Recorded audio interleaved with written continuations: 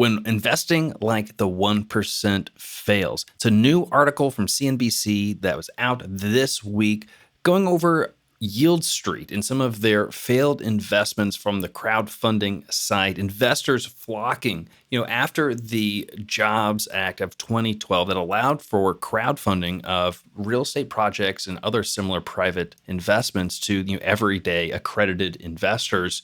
But unfortunately, not all of those deals have worked out. And this article goes into some of the details of some of the investors who have lost hundreds of thousands of dollars on some of those platforms. And now the question is that going to leave a sour taste in the mouths and minds of investors? But also, we're going to be talking about, can we trust the government's numbers? With new housing starts and permits data out today, a huge surprise to the market as a record-breaking amount of starts hits the market in July. But will the numbers be revisited, and can we trust those numbers? They're still using these outdated surveys that we are complaining about related to some of the jobs data. Then also, what are some of the private sector sources telling us? It's not exactly what the BLS and the Census Bureau is saying. Are the private sources better than the public ones? We're going to be talking about all of that and more on this edition of The Gray Report. So stick around for the full episode, like and subscribe. Let's get into it.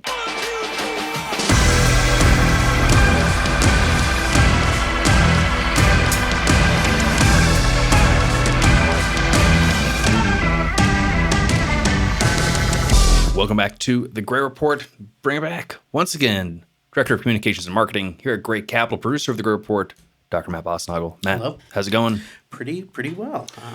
Another great week. Another great week. Interesting set of articles. Before we get into it, I do just want to remind everyone that's watching or listening to check out Gray Capital's latest multifamily investment offering. It's a Midwest deal located in Indianapolis, Indiana, which is just in the backyard of Gray Capital.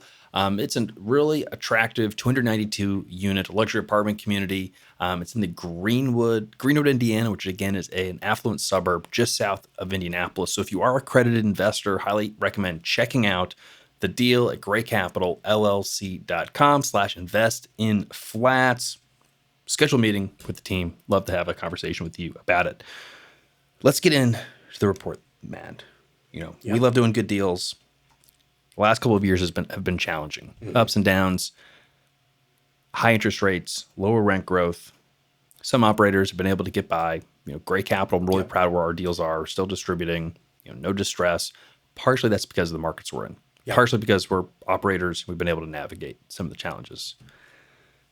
Investors love the idea of investing in large institutional class assets. That's what we do here at Gray Capital. Mm-hmm. But not all deals, I guess, are created equal. Yeah.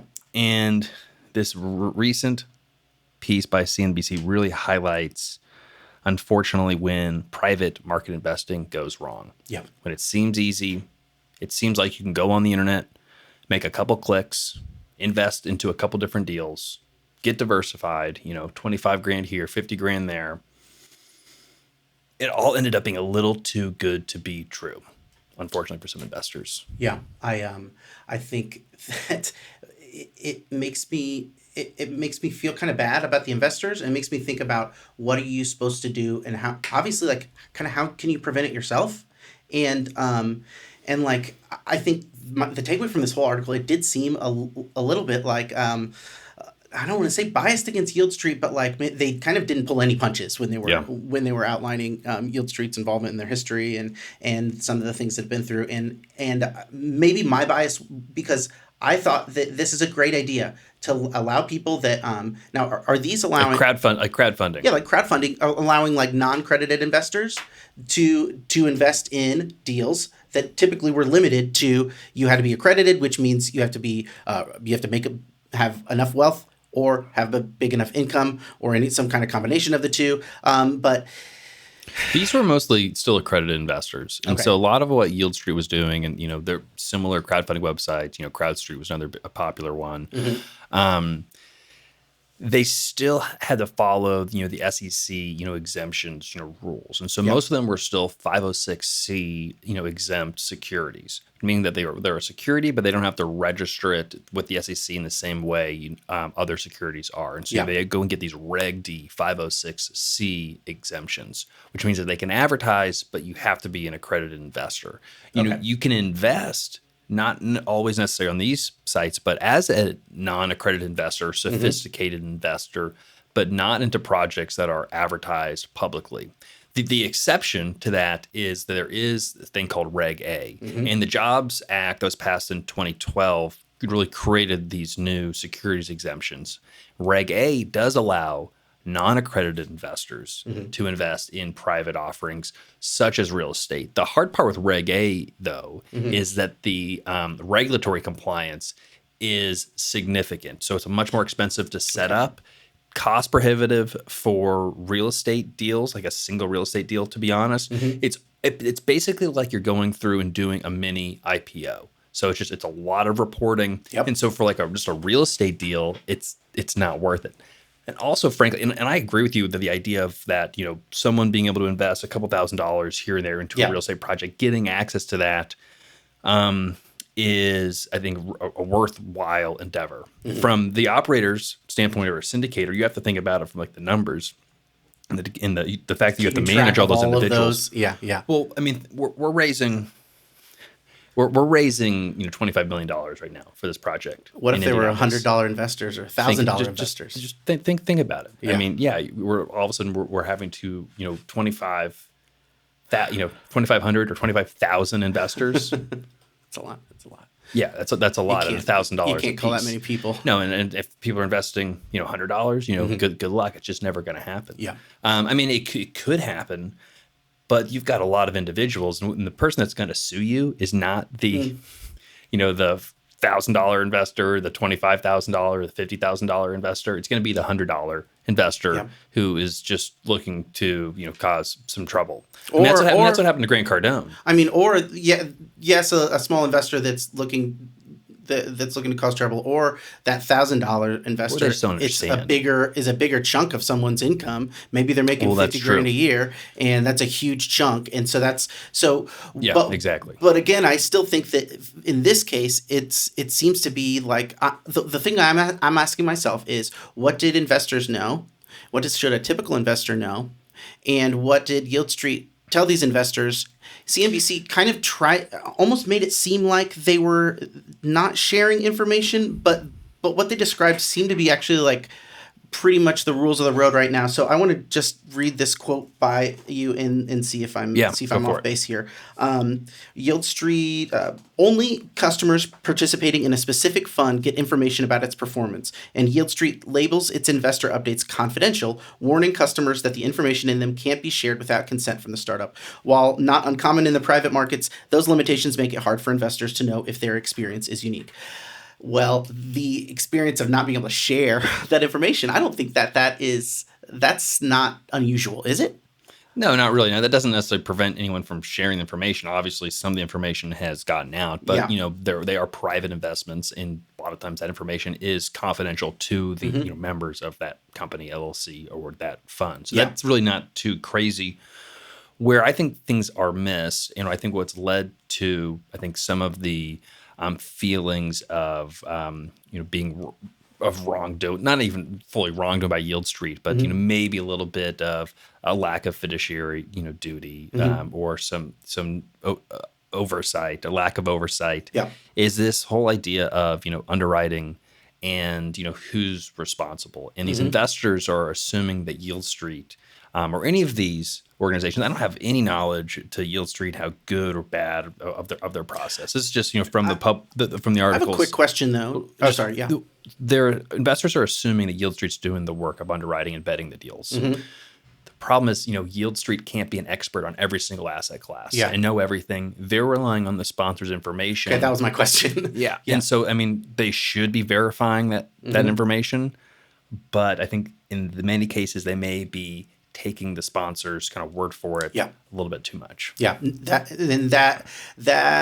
really fills in the blanks with some of the things that I was wondering is, does Yield Street does it just forward the information they get from the sponsor, and then No, it's very much filtered through their own yeah. marketing. And then I'm wondering too. Or it's often outside. So I'll tell you the first thing I thought about when I read this headline was regulations. Are these the start of a series of articles that we will hear about every time a big business deal or a big investment deal goes wrong, or every time a big syndicator or a crowdfunder goes and loses investor money? Is that going to increase calls or pressures for more regulation? Is there going to be regulations or rules that say, actually, Yield Street, you did a bad thing, not sharing this information with investors, and now we're going to require all syndicators and all sponsors to share that information. All of this is assuming that something was misrepresented, or they could have even found something out. Yeah. Really what happened is that they thought that interest rates were going to stay relatively the same. They're going to achieve, their targeted, rent growth or revenue growth or whatever their metrics were, and expenses weren't going to rise. And clearly what happened is not something that really anybody was anticipating. You could have mitigated for some of the risks, but we saw interest rates run. Rents have been flat or negative in many of the markets they invested in, which were a lot of Sunbelt markets. And, cap rates have expanded. Prices are down. So, there are market conditions that are less favorable than they assumed.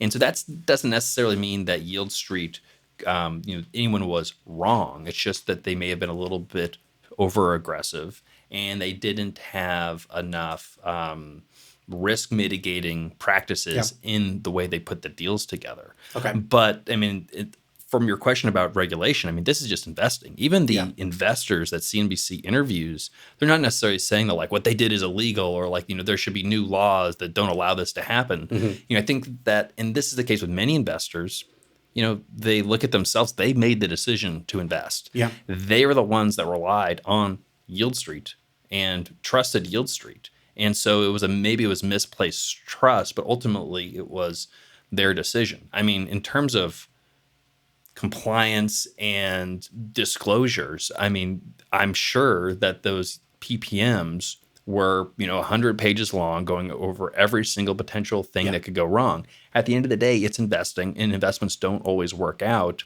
And so, that doesn't mean that new laws need to be written or enacted. Yeah. And again, you don't have to invest in real estate this way. You can do it on your own.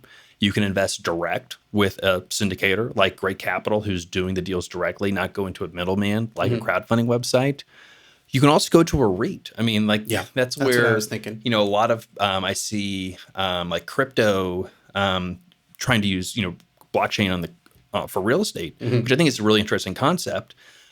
A lot of times it comes down to what problem are you trying to solve for, and a lot of times the problem has already been solved. A REIT would be the collective performance of a bunch of different apartments, though, right? Yeah, but they're talking about funds, and which is the same thing as right. collective group of properties. A REIT is a real estate investment trust. There can be public REITs and private REITs. I'm really more talking about publicly traded REITs that go through, that have to file filings with the SEC, and everything is public, everything is transparent, and you can invest at $10 a share. So, the whole democratization of real estate, that was accomplished in the 80s through REITs. Now, this is investing directly into real estate, or directly into real estate funds, owning properties that own the real estate directly, which REITs, it's more of paper assets. Yeah. You're investing into a company that is in the real estate business, that owns real estate, and that they are obligated to pay 90% of their income revenue as dividends out of the shareholders.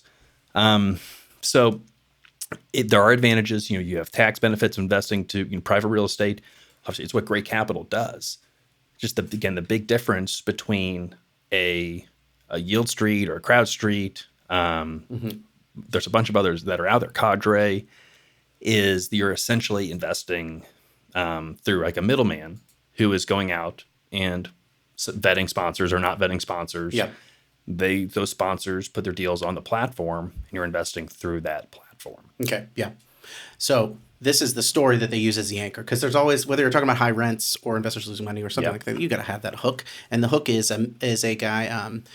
His name is last name Justin Klish. He invested $400,000. He was drawn by the words "invest like the 1%," and so here's it's already kind of framing.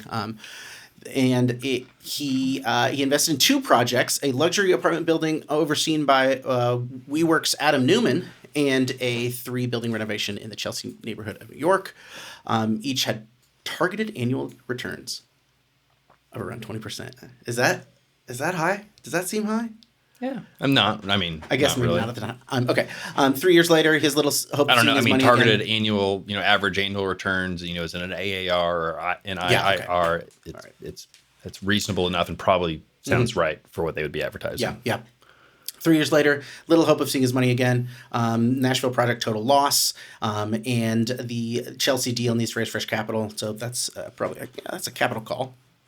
And my point is, he said he considers himself financially savvy. He thinks he's duped by the company, and like I think that people that are when it does go sideways, it's my gut reaction is like, this guy lost his money. I don't think it's his. I don't like to think it's his fault. Here's what I experienced, and again, I never really engaged with a crowdfunding company because we really didn't need to. Because we were kind of building out our own capital raising platform directly, but we're doing basically you're going direct to the operator, to the property manager, instead of investing with a middleman.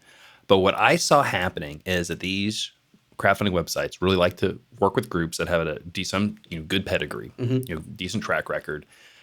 But the groups these groups with a good pedigree, they wouldn't take their best deals to Yield Street, Yeah, or wherever, because they're basically taking their deals that like they couldn't find a joint venture partner for. Yeah, and they're like, well, we'll just throw it on this crowdfunding site, see if they'll take it, and they had some success. Yeah. Because everyone else, they like this idea of investing like the 1%, getting access to these great deals. But it's guys like Adam Neumann, that's what I was going to call who are out. like, I hate to say, but like, let's put it out to the internet to see if these suckers will take it because it's presented well. The marketing looks really good. It wasn't overseen by Adam. It was overseen by his family office. But I think that the implication there, and tell me if I'm reading between the lines. No, but I'm pretty sure that this is one of the Flow properties. Yeah, yeah. Because this is the deal that actually did that they had it was foreclosed on. Yeah, yeah. But by mentioning him, that's also the implication. Well, I mean, this is WeWork CEO, the failed WeWork CEO. Yeah, they put his deal on prophecy of a failure at that time. If I had approached Yield Street and I was like, well, my last real estate venture, like I got stripped away from me and it was basically a failure. Yeah. Depending on how you qualify it, they probably wouldn't have said, yeah, we'll raise $300 million for it. I was trying to, or however much it was. I was trying to describe it. It's like a swim at your own risk, but there's sharks in the water all the time, and you just have to look around, and if you see a shark, don't jump in. Yeah, I don't know. The crowdfunding always seemed a little too good to be true. I'm sure there were really good deals that were done. Yeah, good sponsors, and some vetting. I'm sure was done on some of these sites. But man, I remember that it wasn't necessarily Yield Street, but being reached out to during 2021, 2022 by some of these platforms, begging for deals. Like, if you got a deal, we'd love to write you a $15 million check. Yeah. I am very interested to see, like, when someone's reading this and they're interested in multifamily and they haven't invested yet, maybe they're on the edge of being an accredited investor or something, but they don't know much and they read this article. I'm probably thinking like, wow, what do you have to know to not get screwed? And maybe it's, a little bit about the sponsor. Maybe it's if you don't know, don't jump in. And I think it's also finding people that you trust too, because you can look up online and see that it may say the world's most trusted sponsor for multifamily investment, and you really don't know until you can kind of get a sense with and just spend some time building knowledge and building a little more context to know that perhaps anticipated rent growth of 20% or anticipated interest rate that's near zero forever, to know that may have some risk. So that's but also to know that like you could lose your whole money, all your money, that could get wiped away, and this is the example, and that's why it's kind of scary to me. Yeah, Blake and I were having a conversation earlier today because all this gets lumped up together. Yeah, and it all makes it seem all really risky. Yeah, but when we're comparing investing into a multifamily project at the peak of the market using a short-term floating rate loan, assuming you have, you're going to get a lot of rent growth, having a short term holding period. Mm-hmm. That's a completely different thing Yeah. than investing in a stabilized property in a growing market, buying at a decent price, Mm-hmm. putting fixed rate financing on it for a long term. Yeah. Because you could have bought most of these properties in 2022, Mm-hmm. but if you had done it with a fixed rate loan, you would have been you'd usually be okay. Yeah. Now in Austin, you might have had some negative rent growth, but at least your debt service would have remained constant. Yeah.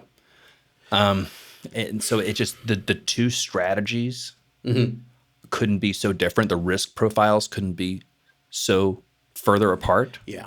And so, but the unfortunate thing is, it's all yeah. getting lumped Yeah. together. Like you can buy penny stocks, lose your money on penny stocks. It's a perfect analogy, equating Yeah. penny stocks to, Apple or the Mag 7 or any blue chip stock. Yeah. They are both stocks, but the risk profiles are completely different. Yeah. Or comparing like an option strategy, or options are all risky, but there's difference between buying a like naked call or put than a credit spread. Yeah. Or selling an option. There's so many different strategies. That's what I also thought of. Like it's you're tying up a lot of your money. You could lose it all. You may not lose more than you did if it was or more than you put in, but like you could get in over your head. The only time I've lost money in apartments is when we've decided to not pursue a deal, and I've had my own money just tied up in deal costs. But never from actually doing a multifamily deal. Yeah. And maybe I'm really lucky. I think also the way that we just structure deals and the deals that I've done historically have all had a risk profile that's lower than average. I'd say moderate. It's not the lowest risk because I want to get a decent rate of return. But it's always been a long-term horizon, fixed rate debt, buying in a market that's growing, that's not too crazy, that's a little bit off the beaten path, but still in a path of progress and of growth. And that's what makes me think too. It's like, is there a certain association between the lower entry point and the riskiness of the investment, such that like, actually, when you're getting up to the level of individual investments that are like in the tens, hundreds, and thousands and millions of. These guys were investing hundreds of thousands of dollars. One guy lost 400, the other one lost 200. Yeah, that's the thing. A lot of these deals some of them had very low minimums. Some of them still had relatively high minimums, and most of them were only targeting accredited investors who wanted to invest probably $50,000 to $100,000 or more. They saw it as an alternative to going and buying a single family home. We get all the time people investing with great capital. They're like, look, I'm selling a whole portfolio of rentals or duplexes or whatever. I wanted to go passive, so I'm going to make just as much money or more, and I'm not going to have to deal with it. Yeah. And that can happen, and that we help folks do that all the time. It's just, and this is where when we talk to investors and they're facing capital calls, you don't know. We feel bad for them, and we feel we're happy when investors find us because, especially occasionally, we'll find a prospective investor who clearly is not extremely sophisticated, and it's clear that's like the wrong syndicator, the wrong operator could have taken advantage of that person, or they just would have done any deal. We saw there was an investor that invested in a project that was on the headlines for failing because they came to us first with wildly crazy expectations of return, and they found someone that would give them those numbers. Yeah, they basically said, I want to do a deal that someone's going to say that I'll get a 25 IRR and 12% cash on cash return. They basically found the first operator that would just tell them what they wanted to hear. And it didn't end up good. They lost everything. Yeah. And so it's like, we have former, current, investment bankers that invest with us, big real estate operators that invest with us, real estate brokers, real estate attorneys, real estate developers. All kinds of people in the industry and financial services, very sophisticated investors that invest with us. We also have folks that are, it's their first time investing in real estate, but they understand that they should be diversified from public markets. And Again, there's a lot of other great groups. It just makes it so important to have that relationship. Like trust is it's a black box. I told you that quote where they were like, strangely, you're not allowed to share your investment reports with anyone else. But that's the rules of the road. And so it becomes like, instead of being able to look in the detailed past of all these companies, you have to find someone you trust. And that, I think that just means going out and talking to multiple people, talking to different groups, especially if you're serious. Yeah. maybe and a good operator should be pretty transparent. I think that it sends up red flags when they start, not showing you things or not sending you, not sharing. Mm-hmm. If hey, do you have an example investment report? It should be pretty easy for them to just drag a couple of the last few reports and send it over. Yeah. And it shouldn't be a report from like many years ago. Yeah. It should be like last month's report. I totally agree on the transparency, and that's something that I'm like very proud of us for being on the supply. I don't do, but it's not just yeah. It's not something you just put on your website, yeah, right? Yeah, and it's not even something that's like, oh, download our like track record, like PDF. It's when you actively ask the group, can you share something with me that isn't just readily available? And that's what's really my anxiety is, like, from the perspective of a new multifamily investor, you just have to know what questions to ask even, and I'm just scared you find that first person, they make you feel confident, and I just think that it is like there are sharks in the water. Just be wary. There is a set of questions and a set of expectations that you can carry into your first multifamily deal, and don't be kind of swayed from them. I did want to. This is a tangent, but it's in the article. Yeah. What's the deal with this shipping? What, like, missing ships? Well, so this is the other thing, and this is where I'm like, how are you underwriting these deals? When I started looking at I know, can you scroll down? Because they list the different types of assets that Yield Street invested in. Here, scroll down. This is the CEO. Scroll down. There we go. So like a quarter of it is in real estate.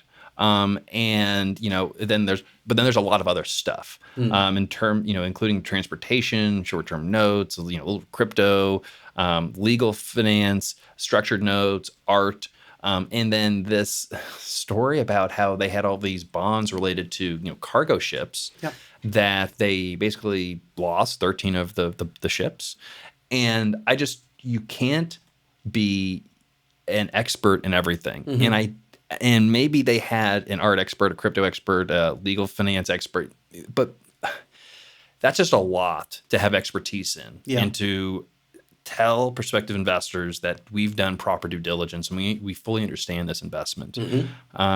Is a little bit of a stretch. Yeah, it's super interesting that they mirror the kind of like, oh, we can pay attention to all these kinds of multifamily deals, and they also think that they can pay attention to all these different kinds of investments. Period. They have 146 tied up in art, so maybe they can do everything. I think part of it was, there was a little bit of a bubble of private assets, especially in 2022.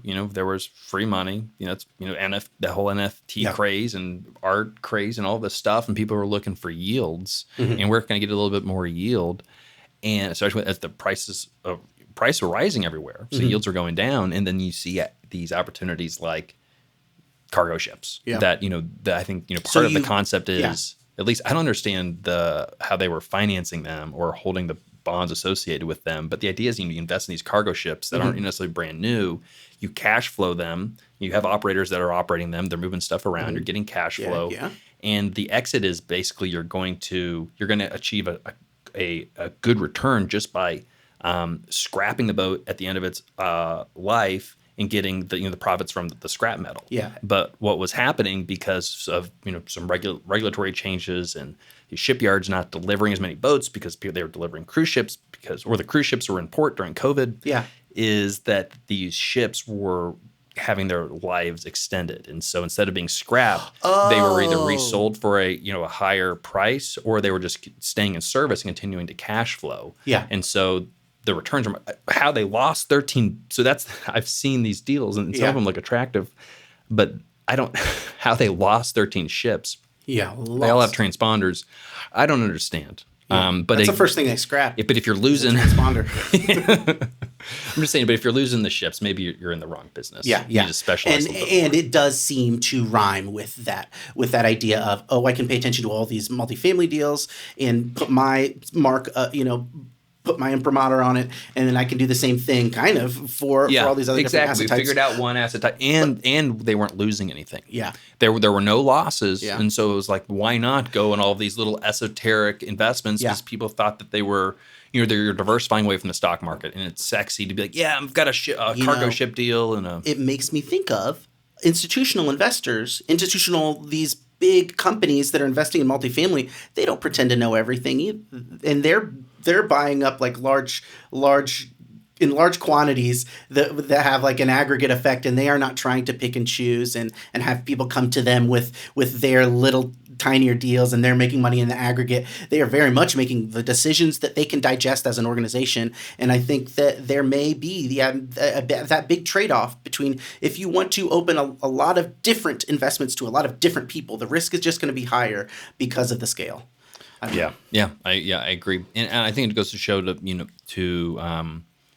a reason why I invest with experts and trust experts. Yeah. And I mean, there's a reason, like, we don't invest in student housing. We don't invest in senior housing. We don't invest in affordable housing. We don't invest in market rate multifamily housing outside of the Midwest. Yeah. We really specialize in a subset of market rate multifamily housing. We're not buying stuff that's really too old. It's typically a little bit newer, but we're very particular because we've, have a playbook that works, and we're not comfortable going too far outside of the that playbook. Well, but you can use the government numbers.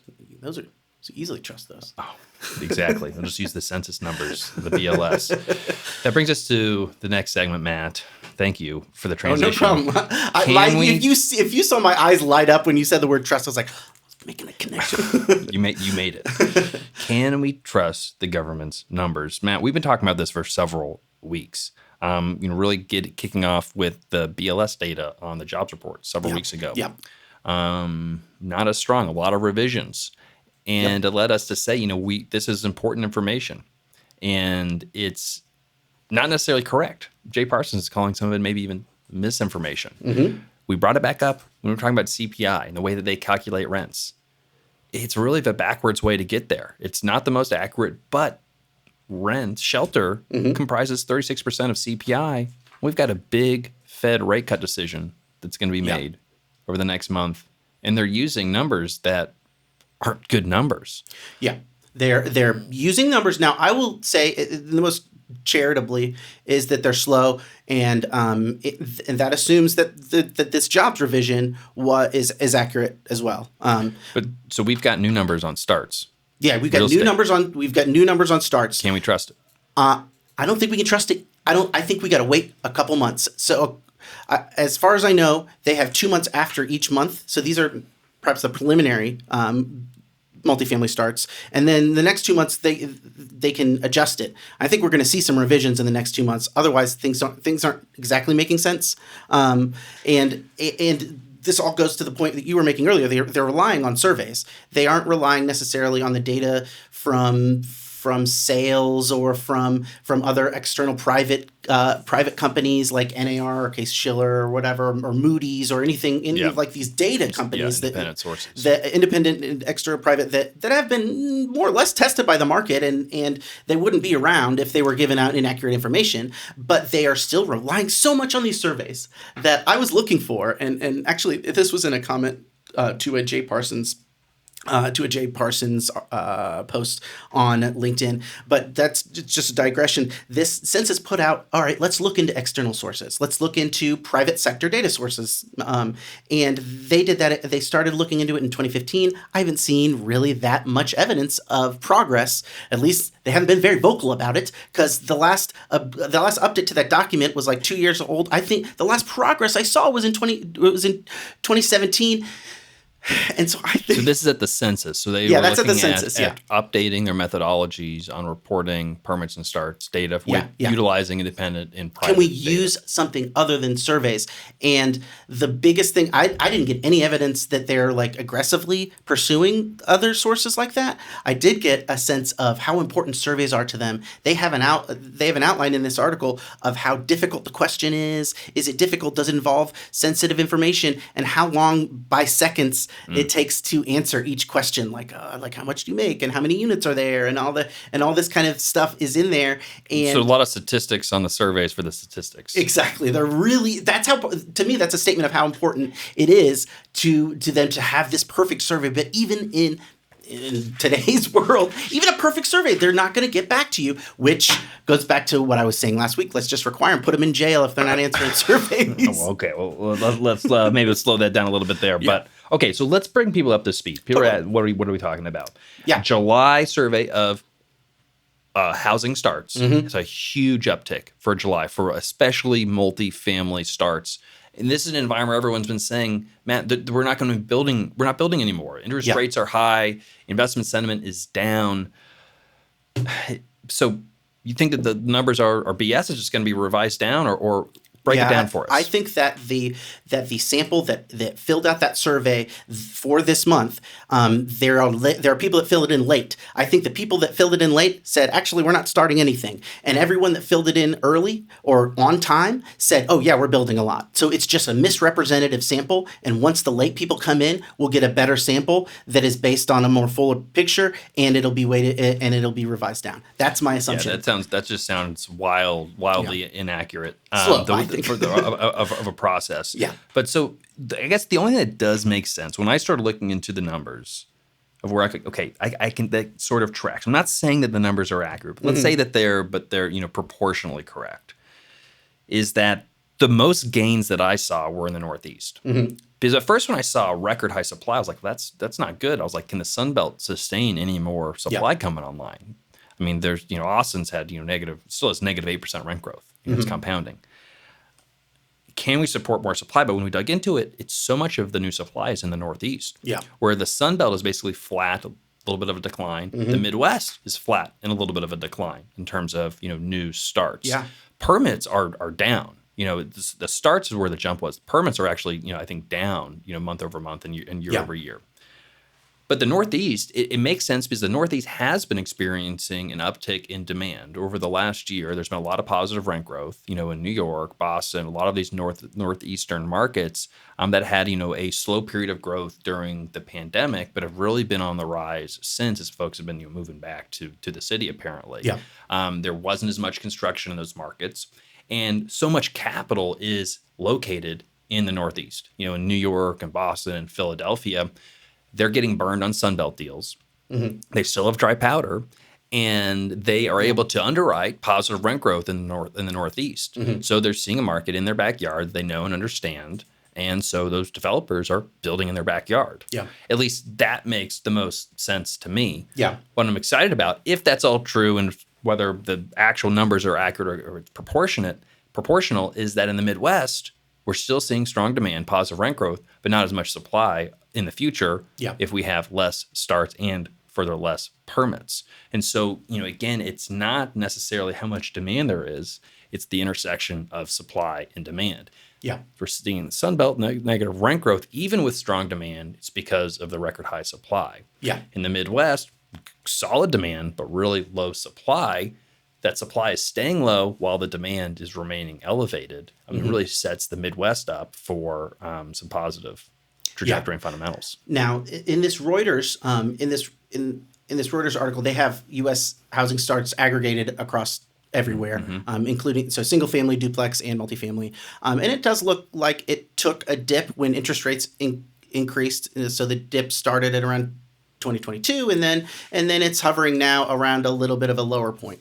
Now, if you look go to that Real Page article.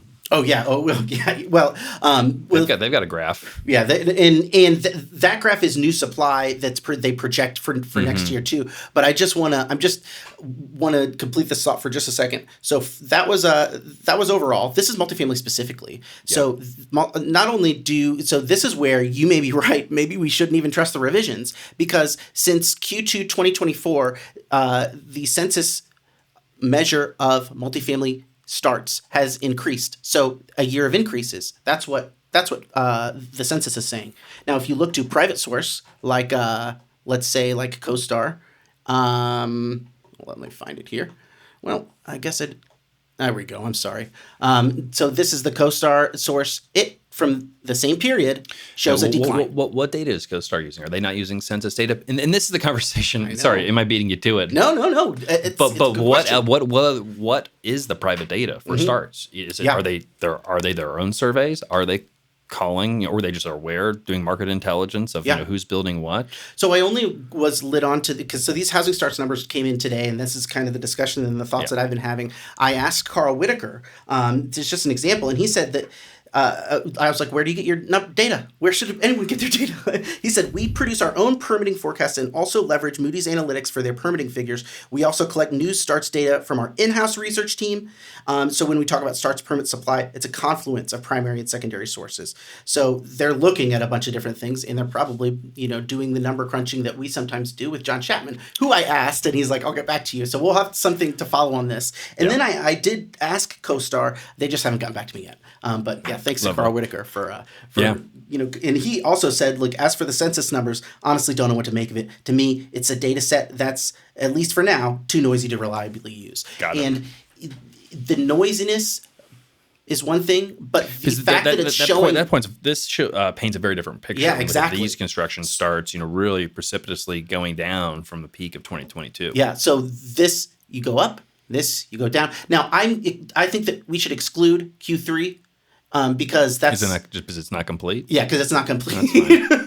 But it still is a downward trend where it was an upward trend. So I'm assuming that CoStar also uses some of their own data or data that they're buying from other sources, which is also a really, really important, because it's almost a relief that it's the markets aren't purely relying on government data. I think it's an important part, and like they're using it as a part of their number crunching, but it can't be the only source of data. I think for individuals as well as companies, especially for syndicators and developers and people that are making big bets on where housing is headed. Because if you have a year and you're seeing decrease, that's going to influence you.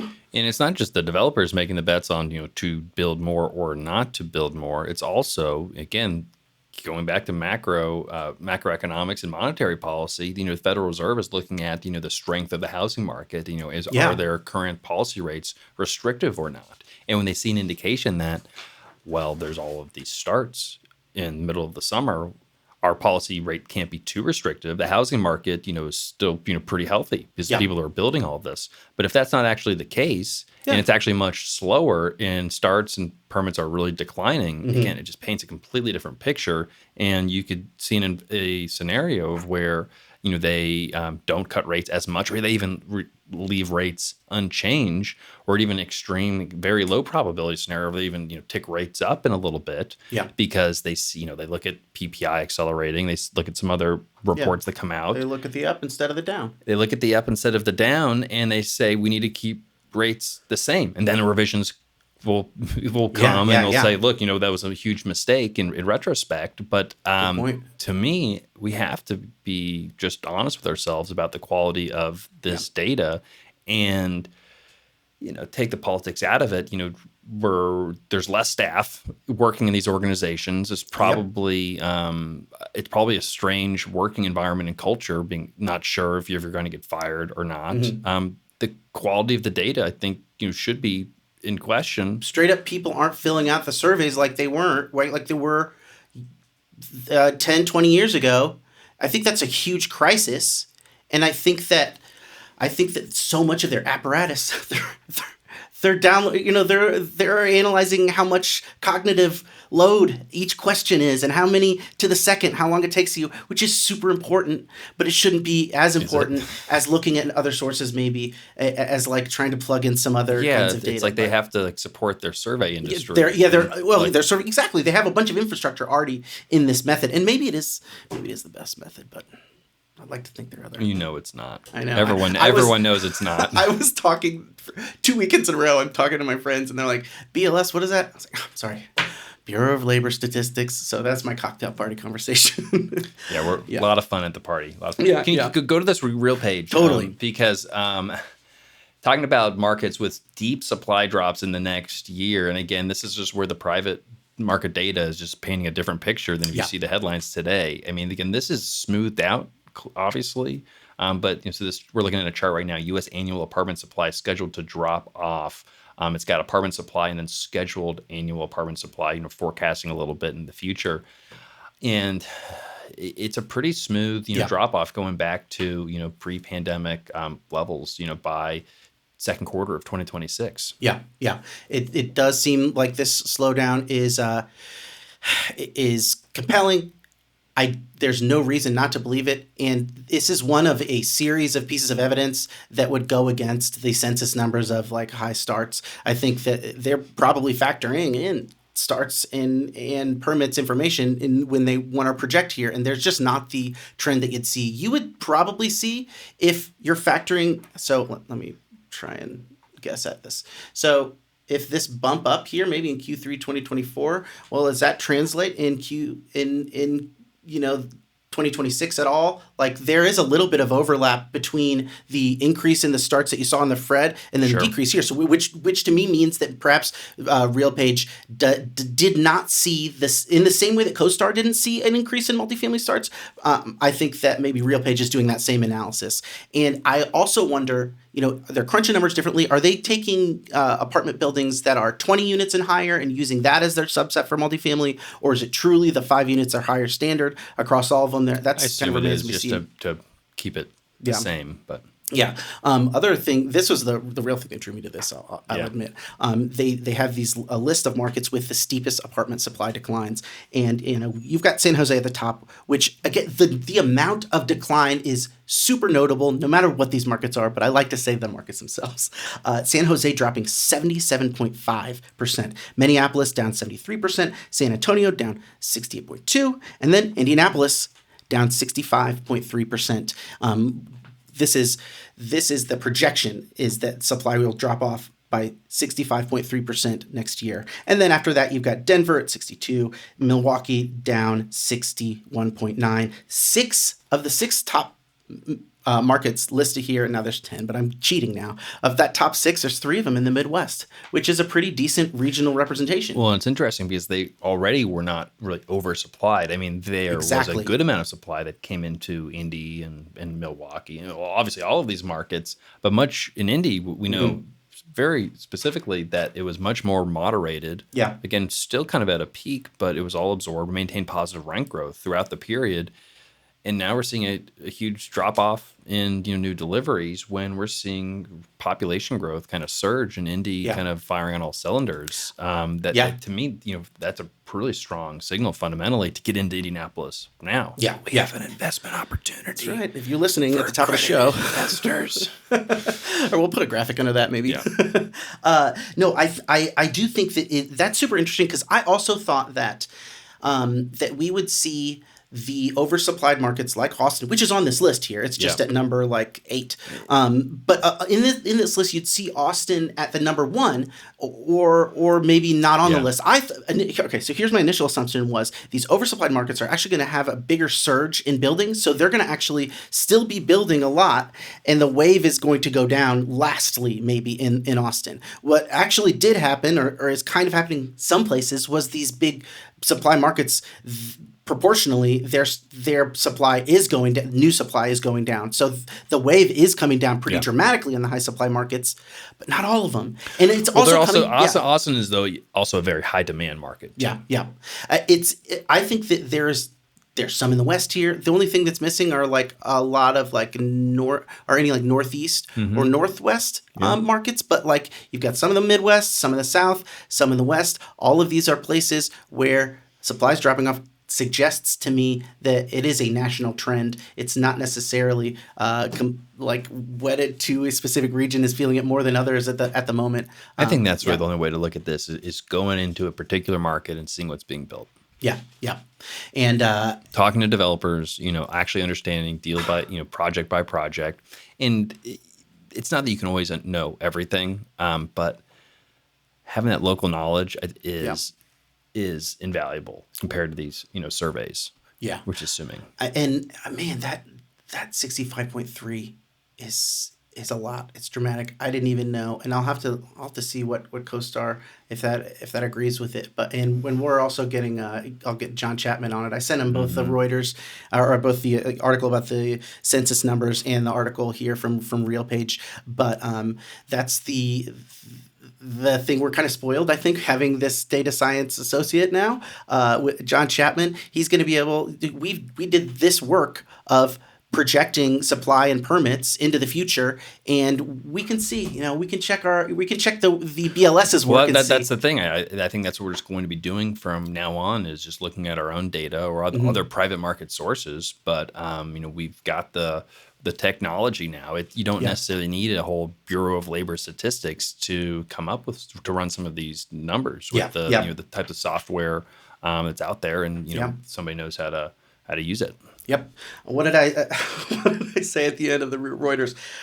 Who can I trust for accurate numbers, and how much do I have to pay them? That's the ultimate message that I got. But for accurate information, it's highly valuable. You'd be happy to pay, a subscription. I mean, I think that's where, again, love I like CoStar. I wouldn't say I love CoStar, but sometimes if that information isn't accurate, it's not cheap. Yeah. Come on, what gives? For real. Yeah. It gives the imperative of the people that are issuing as and charging people for it. Please be accurate. But that's why it's important to look at an array of sources. And oftentimes I find myself being like, well, I can't tell you exactly how fast rents are growing. I can give you the spread of projections or current. It's anywhere between 0.5 and 2.3. Yeah. Because it could be a whole spread. Well, I mean, again, CPI to real page. And notice, Carl didn't say we don't factor in the census numbers in our model. Like, it plays a part. It's noisy, but they're not going to give it up. And same thing. Jay Parsons had a long post as well. Talking about it. But my guess is they're still going to pay attention to it. Yeah, because I think it's a data source, and it's not that it's completely inaccurate. It's just not as accurate as it needs to be. And with some other sources and other variables, you can increase the accuracy. Don't just talk to one sponsor. It's true. Or invest in one deal. Yeah. Diversify. Yeah. It's a good principle. Yep. We're back looking at the U.S. Multifamily Capital Markets Report from Newmark. It's a great report. We covered a little bit last week. We're going to cover more of it today because you really can't cover all of it on one episode. There's so much good stuff in here. Yep. Now, if you are a subscriber of the Gray Report newsletter, you've had this, you've been able to review it at your own leisure. And you can sign up for that newsletter at graycapitalllc.com. It's the number one multifamily newsletter in the nation right now, according to Gray Capital. And you gotta check it out. But anyway, Matt, where do you want to jump in first? The way they have this organized, and they talk a little bit about demand and about how housing demand specifically, homeownership and rent, and then they move into and then I kind of want to move a little bit. We'll reference the loans, which were a big part of last week. We covered Newmark's overall CRE capital markets, we covered that. But there was a couple juicy headlines I couldn't resist in this week on the multifamily specific part. And that is definitely still a cloud that is overhanging the multifamily market, because this report generally is very bullish, very positive on the fundamentals for multifamily. Except there are a lot of zombie loans that are out there. The CNBC article, they called it like a failed deal. Their headline wasn't loan distress necessarily. It wasn't like, this is a example of loan maturities that are coming. This is an example of the interest rate pressure for people that put up bridge loans and they got skyrocketing debt payments. That's not the overall story. It was little guy versus big guy a little bit. And the loan maturity is just like the time's up. Yeah, You had time to make the deal work, and the deal doesn't work, and now the timer's up. Yeah. There's nothing special about the loan maturity. It's just that that's all the time that you need to pay the bank back. You don't have any more time to execute your business plan. Yeah. I maybe CNBC will write another article saying, this failure is a large part of the subset of perhaps distressed loans. The Great Capital first started talking about it. Exactly. So we'll give them our graph. So we've got renting more cost effective than homeownership. Still is. Really hasn't let up, and I think that helps to explain why there is so much demand for apartments. It's really soaring. It's, as Newmark is measuring it, higher than it ever was, higher than the peak of first quarter of 2022. First quarter 2022, it's higher than that. It's 50% more demand than it was last year. 50% increase. Demand rose to, in just the second quarter, to 227,000 units. I mean, that's incredibly strong. There is a bit of build and they will come new units. People are renting those units. Those are being absorbed. So, we will likely see a little bit, a reversion on the demand side as well as supply receipts. But still, I mean, those are really strong numbers. What's also interesting too is relative to existing inventory Yeah. demand Yeah. it's above the high point of the pandemic, 3.8% relative to existing inventory. Now it's at 4.0%. So that means even though we're building, we're relative Yeah. to the new stuff, the old stuff, all of it. Yeah. It's being absorbed. But not translating to much, rent growth just yet. I think part of it is two concessions brought people in, Yep. and they kind of overshot it, and we'll see. Agreed. We'll see there. All right, I want to move down. Yeah, keep down. Where is this demand happening? Looks like it's happening in the Rust Belt. I see a whole lot of Midwestern markets. demand in the Midwest. Yeah, that looks insane. Memphis, Milwaukee, Chicago. And this is quarterly. This is quarterly demand as a percentage of annual demand. So it's a little bit of a it's compounding metric. Yeah, but the good amount of demand relatively. So this is more like recent. Yeah. Keep scrolling. So we've got Sunbelt is high relative to existing units. That I actually wanted to see about this here. So this is supply. Further evidence that supply is decelerating, and but I want to scroll down here, and it does look like they have the Fed numbers the census numbers for multifamily starts. So this is an example of different places are going to have different numbers. CoStar, we saw a decrease. RealPage probably would see a decrease, but I haven't. Well, they're just taking the census numbers, and Newmark's taking the census numbers. But if you didn't know, you would say, all right, this is what the market is. I mean, it's still a slowdown. It looks like there's a nice little tick up recently. Yeah. So I want to scroll all the way down to this headline that caught my eye here. Hold on, you're skipping over what I thought was interesting. Are you here? Capital. You want to drive here? And it's because we talk about it every week. And I have to find it real quick. But this is talking about capital allocating to some different markets than have been in the past. Again, we've talked about this potentially happening, but we're seeing Sunbelt allocation. People are still investing in the Sunbelt, but the Midwest is finally gaining on capital allocation. Strong fundamentals for the Midwest have driven increased capital allocation, with the share rising to 11.5, which is 294 basis points above the long-term average.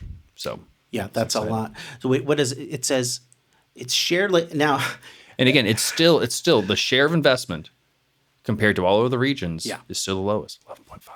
It's increasing, but again, this is part of the thesis behind great capital is no one's looking at the Midwest. There's strong markets, there's growing markets, the fundamentals are solid, but no one's paying attention. Inherently, and I could be wrong about the levers here and the mechanics of it.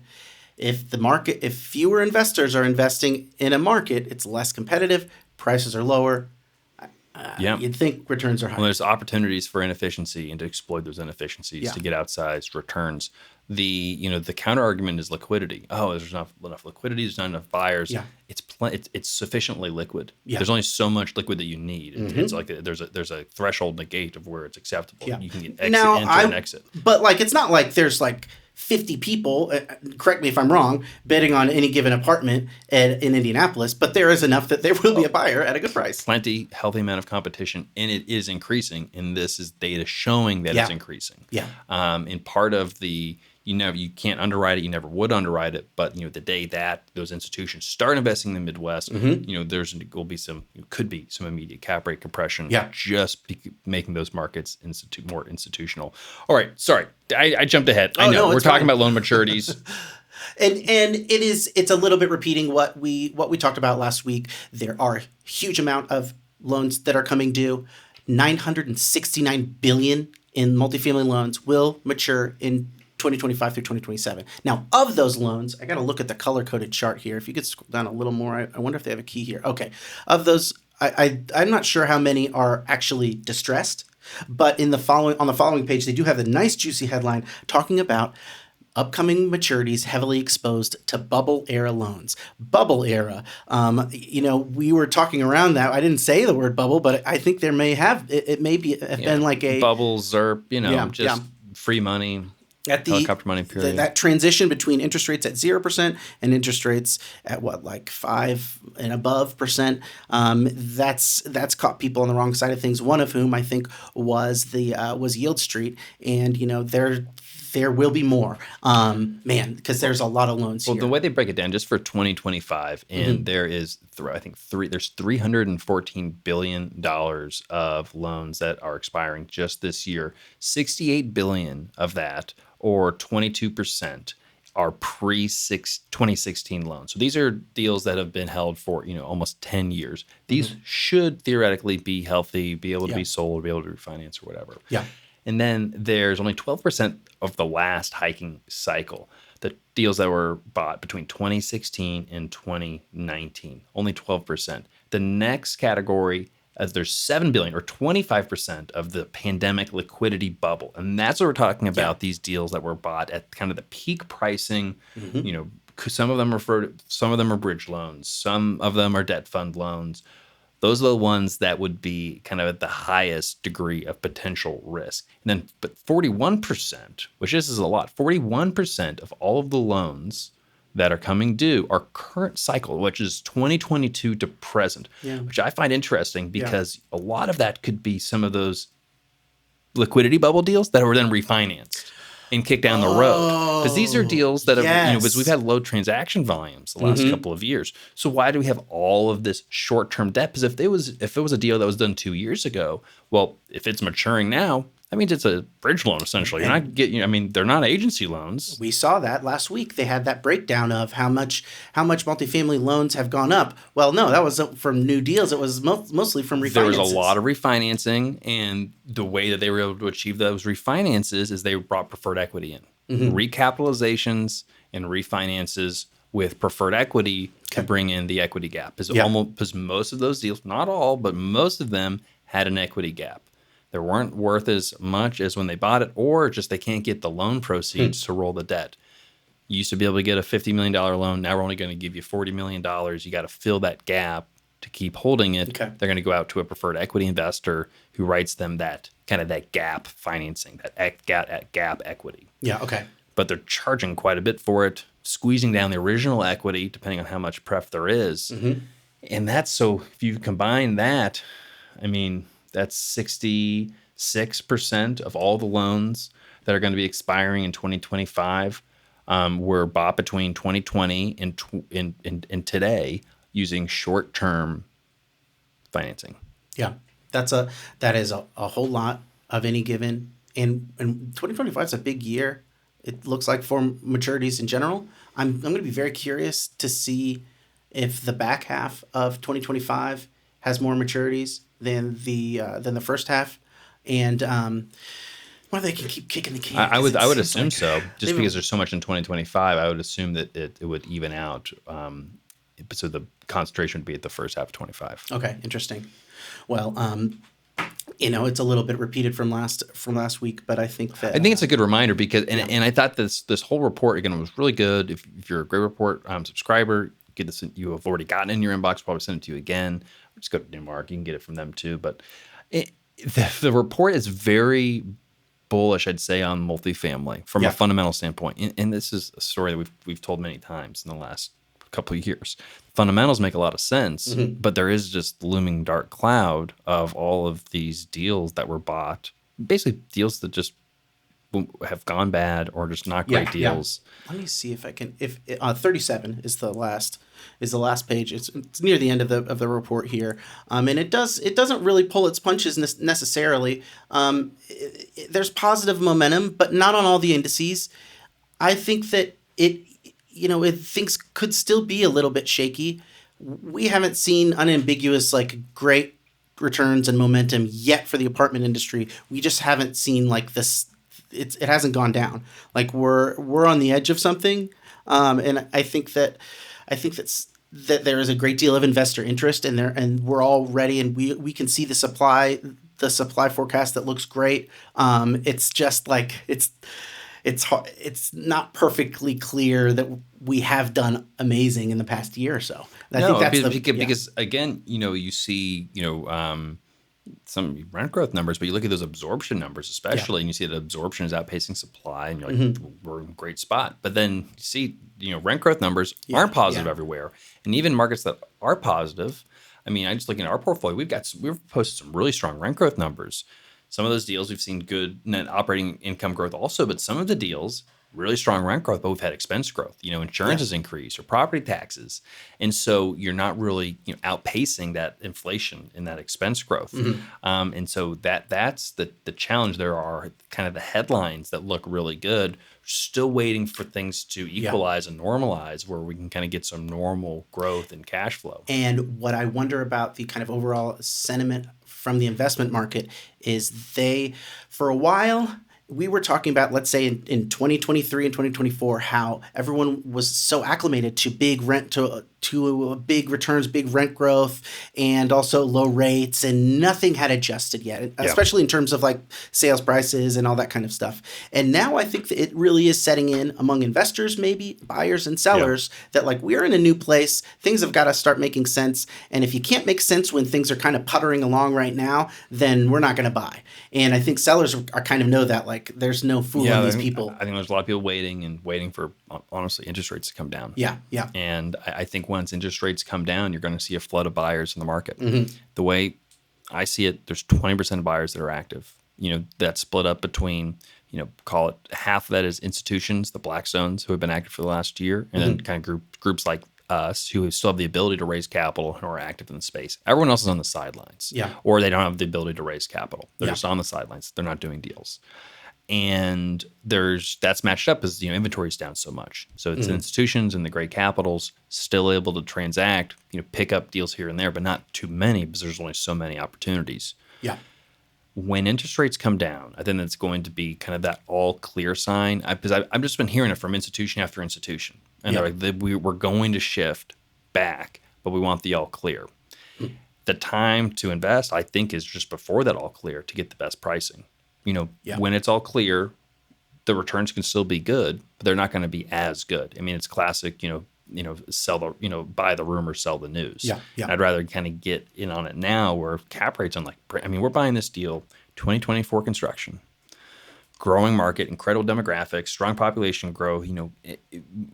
The incomes, median area incomes like $94,000 a year, 5.5% cap rate.